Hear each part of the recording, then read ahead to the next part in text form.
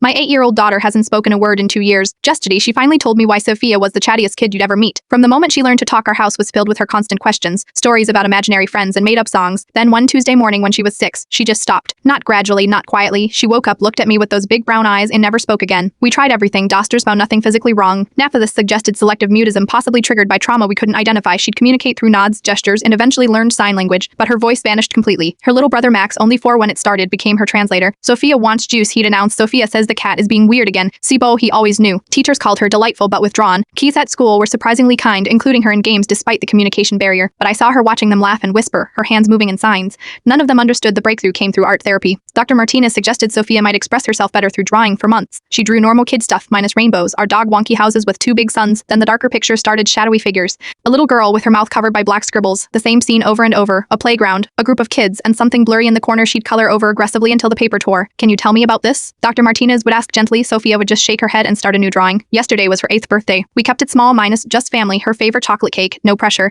After presents, she handed me a card she'd made. In Clyde was a drawing of 2 figures holding hands and for the first time in 2 years, words. I am ready to tell you. My hands shook. Tell me what, baby? She led me to her room, pulled out a hidden notebook from under her mattress, page after page of drawings telling a story I'd missed. The playground, a group of older kids. A threat, she pointed to one figure, then signed. They said they'd hurt Max if I told anyone what I saw. What did you see, sweetheart? She drew as she signed finally, filling in that blurry corner she'd always colored over Kais, hurting another child, pushing him down, taking something from his backpack. The victim's face became clear in her drawing minus David, a boy who'd moved away suddenly 2 years ago. They saw me watching, she signed. Said if I ever told anyone, they'd do worse to Max. Said they know if I talked because their brother worked at the police station. 2 years of carrying this weight to protect her little brother. But Max is safe now. I signed back, trying to keep my voice steady. She nodded, then opened her mouth. For a moment, nothing came out. Then in a whisper so quiet I almost missed it. They moved away. I checked every day at school. They're gone. Her voice was different. Older, rusty from disuse, but it was there. You were so brave, I managed through tears. So brave. I practiced, she whispered, each word careful and deliberate in my head every night, so I wouldn't forget how. Max burst in, then toy dinosaur in hand. He stopped dead, seeing our tears. Is Sophia sick? No, Sophia said, her voice stronger. I am better now. Max's dinosaur hit the floor. He stared at his sister like she'd grown wings. Then he ran and hugged her so hard they both fell over. I knew you could talk, he shouted. I told everyone you were just saving up really good words. That night, Sophia talked for 3 hours straight about everything and nothing. Her words tumbled over each other, 2 years of stored conversations pouring out. She fell asleep mid-sentence, still clutching my hand this morning. She came to breakfast humming, exily humming. When she saw me crying again, she climbed into my lap. I'm sorry I scared you, she said clearly, but I had to keep Max safe. That's what big sisters do. Today we're going to the police with her notebook. But first, I am just listening to my daughter sing made-up songs again, filling our house with the sound I thought I'd lost forever.